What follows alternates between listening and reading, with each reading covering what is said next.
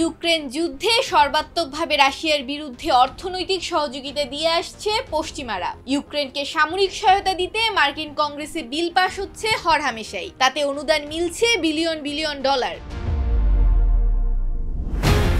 সমালোচকরা বলে আসছে, ইউক্রেনে মার্কিন সহায়তা বন্ধ হলে এ যুদ্ধ থেমে যাবে। এমনকি যুক্তরাষ্ট্রের ভেতর থেকেও এ দাবি জোরালো হচ্ছে, কিন্তু তাতে কারো ভ্রুক্ষেপ নেই। 2 বছরের বেশি সময় ধরে ইউক্রেনকে যুদ্ধক্ষেত্র বানিয়ে রেখেছে পশ্চিমারা।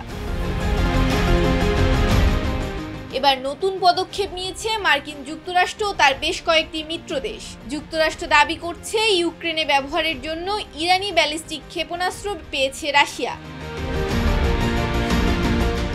এই অজুহাতে ইরানের উপর নতুন নিষেধাজ্ঞা দিয়েছে যুক্তরাষ্ট্র, যুক্তরাজ্য, ফ্রান্স ও জার্মানি। এর ফলে যুক্তরাজ্য ও ইউরোপে ইরানের সব ফ্লাইট বন্ধ করা হয়েছে। নিষেধাজ্ঞার মধ্যে আরও রয়েছে ভ্রমণ বাতিল ও সম্পদ জব্দ করা।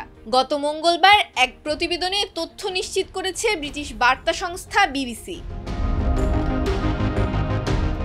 মনে করা হচ্ছে, এতে মধ্যপ্রাচ্য ও ইউক্রেন পরিস্থিতি আরও জটিল হবে, কারণ ইতিপূর্বে ইরানকে নিষেধাজ্ঞা দিয়ে সফলতার মুখ দেখেনি পশ্চিমা জোট। গতকাল মঙ্গলবার লন্ডন সফররত যুক্তরাষ্ট্রের পররাষ্ট্রমন্ত্রী অ্যান্টনি ব্লিংকেন দাবি করেন, স্বল্প পাল্লার ব্যালিস্টিক ক্ষেপণাস্ত্র পরিচালনার জন্য রাশিয়া ইরানের সামরিক বাহিনীর কাছ থেকে প্রশিক্ষণ নিচ্ছে, যার ফলাফল চলতি সপ্তাহে দেখা গেছে। তবে রাশিয়াকে ব্যালিস্টিক ক্ষেপণাস্ত্র পাঠানোর কথা অস্বীকার করেছে ইরান। মৌমিতা মৌ, ভোরের পাতা।